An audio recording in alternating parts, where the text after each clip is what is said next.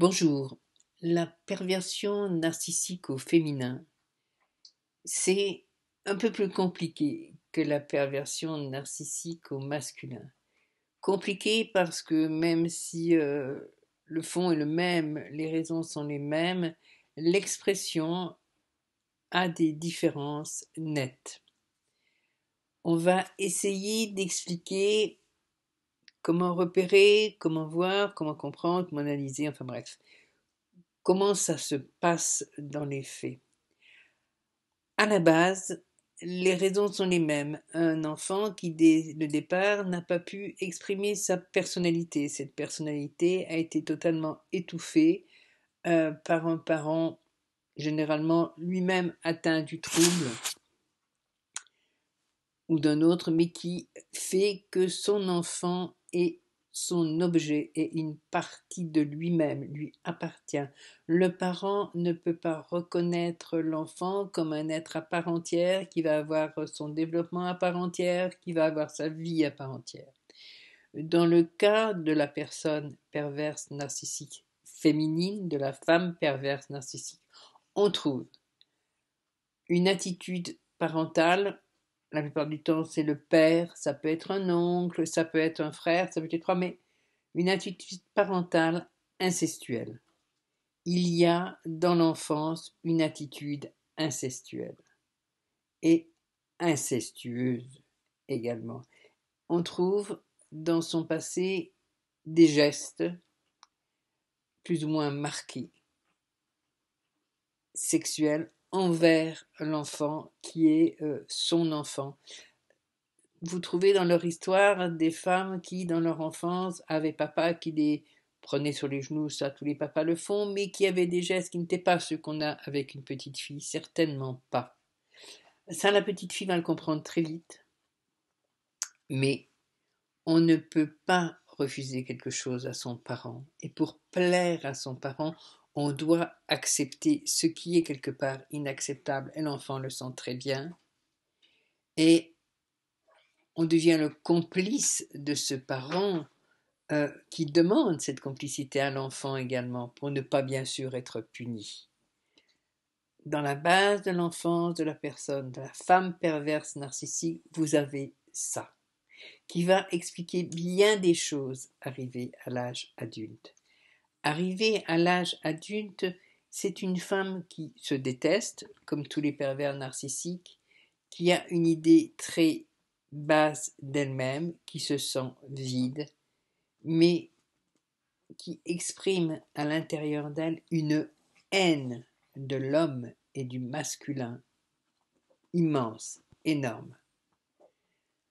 En surface, bien sûr, elle ne va pas l'exprimer. La conquête de la victime se fait par la valorisation intime de cette victime. L'homme victime d'une femme perverse narcissique rencontre une femme qui va lui donner cette sensation qu'il est un homme, un vrai homme, qu'il a une vraie virilité, qu'il a une vraie sensualité, qu'il est un homme au sens plein du terme, qu'il peut faire éprouver du plaisir à une femme comme il ne l'avait jamais vécu, qu'il peut en éprouver comme il ne l'avait vécu, qu'il n'y a pas de tabou, qu'il y a liberté, qu'il y a tout. Au sortir de cette histoire, l'homme était victime de femmes perverses narcissiques, reconnaissent et disent que la femme perverse narcissique se vend. Effectivement, elle se vend. La femme perverse narcissique est frigide. Elle n'a pas de plaisir, mais elle le simule, et elle le simule très très bien au début. Et puis après, avec le temps, elle va par moments ne pas le simuler, ce qui va être complètement déstabilisant et brisant pour l'homme avec qui elle est. Tout d'un coup, il passe de cet amant merveilleux à rien. Il n'est plus rien, il n'est plus un homme, il n'est plus qu'un petit garçon, qu'un nul, qu'un minable. Et la victime de la personne perverse narcissique est toujours quelqu'un qui a un problème avec son propre narcissisme et son propre sens de sa valeur. L'homme rencontre son double parfait, celle qui le reconnaît, celle qui est exactement sur la même longueur d'onde, et en plus dans l'intimité, celle qui lui donne une vraie place, une vraie reconnaissance, qui le valorise, qui le sublime. c'est un piège. C'est le piège de ce besoin de reconnaître sa masculinité qui n'a pas été assez affirmée dans l'enfance, que les parents, involontairement ou volontairement, n'ont pas assez reconnu dans leur enfant, n'ont pas permis à leur enfant de vivre et d'épanouir. Et la femme perverse narcissique s'installe dans cette faille et prend ce pouvoir par cette faille. Il y a une double faille. On rencontre aussi cette sensation d'être sexuellement beaucoup plus acceptée, beaucoup plus libre, beaucoup plus reconnue chez les victimes féminines, parce qu'elles ont aussi un blocage de reconnaissance de leur personne. Et notre intimité dans notre sexualité est vraiment l'expression la plus forte de notre personne. Ça touche au plus profond de nous. On le voit chez les victimes de viol, on voit les conséquences. On voit chez les enfants victimes d'inceste, que ce soit par des parents PN ou pas, dans un contexte PN ou pas, on voit la résultante sur la dégradation de son image personnelle. Alors, cette femme perverse narcissique, elle veut être, elle rêve d'être, c'est cette petite fille qu'elle est restée, qui rêve d'être la princesse reconnue, mais la princesse qui n'aura jamais aucun effort à faire pour être reconnue, au contraire de ce qui se passait avec son parent incestueux, où il fallait être euh, la petite chérie de son papa, par exemple, et les mots parlent. Et là, elle ne veut plus être la petite chérie de personne.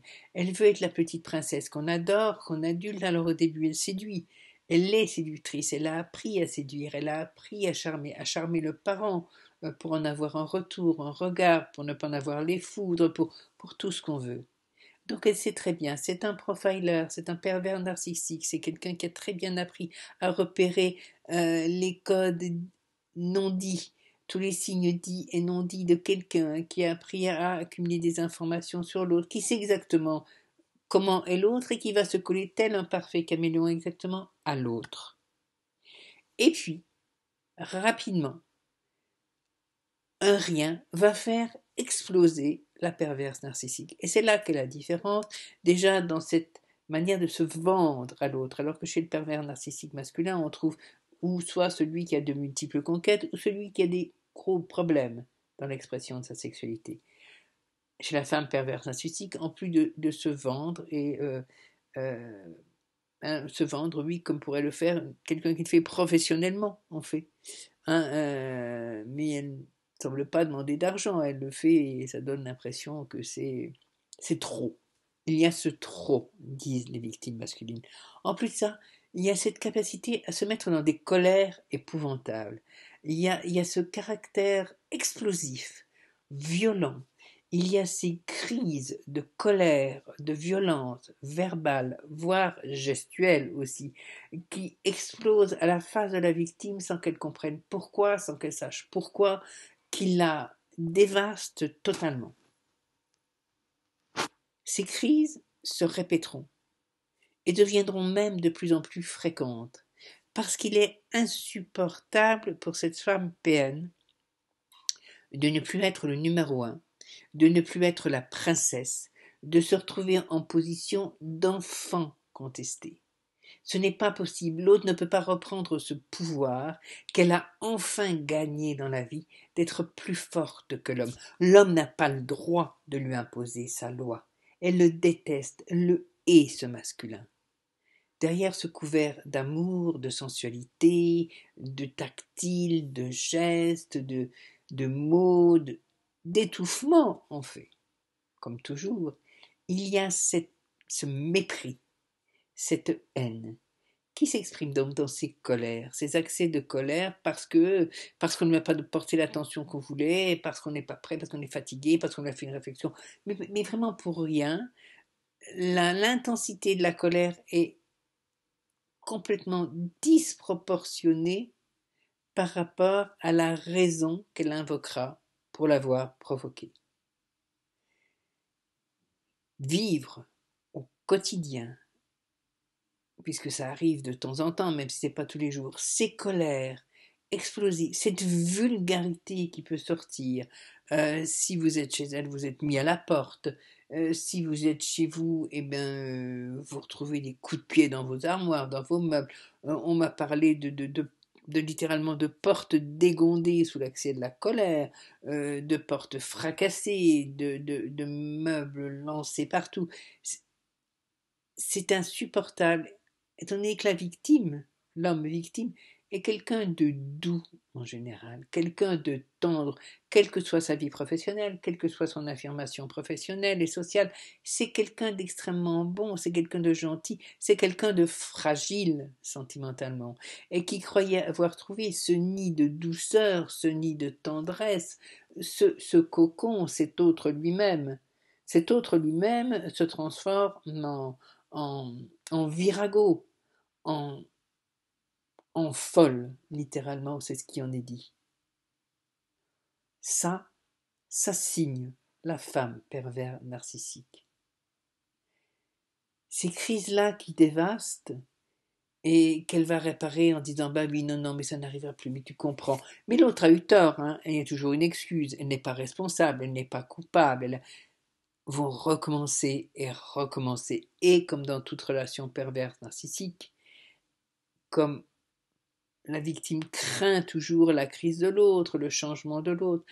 La crainte inconsciente de ces crises va s'installer et va ronger la victime, qui à un moment va finir par s'enfuir et rompre.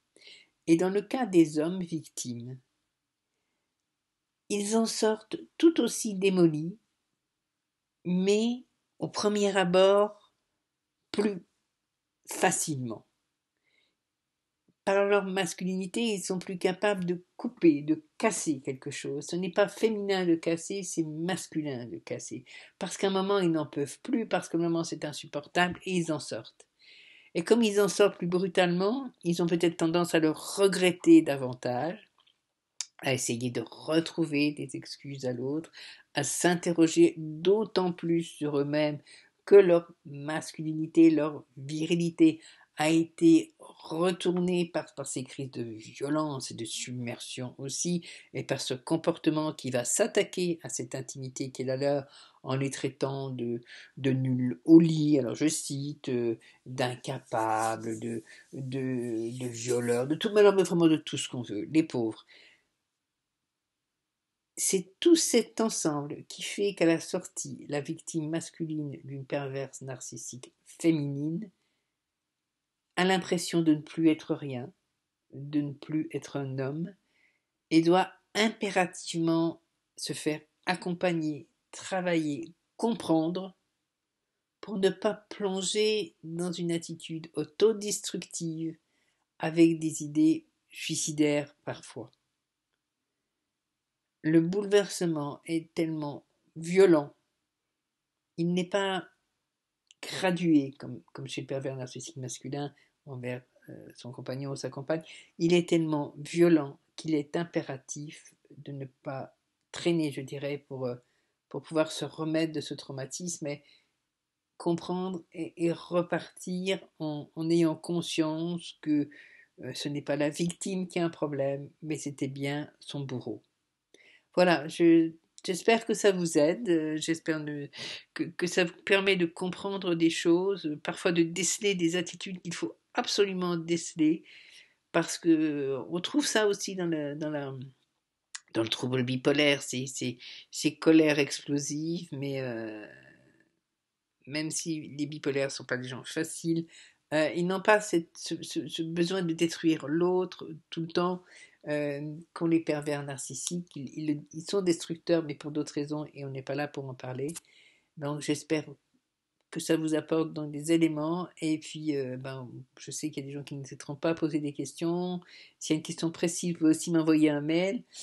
Si vous voulez me consulter, vous pouvez me consulter. Ça a un coût, mais ce coût peut être modifiable quand on a des difficultés financières, parce que c'est une association qui est derrière moi.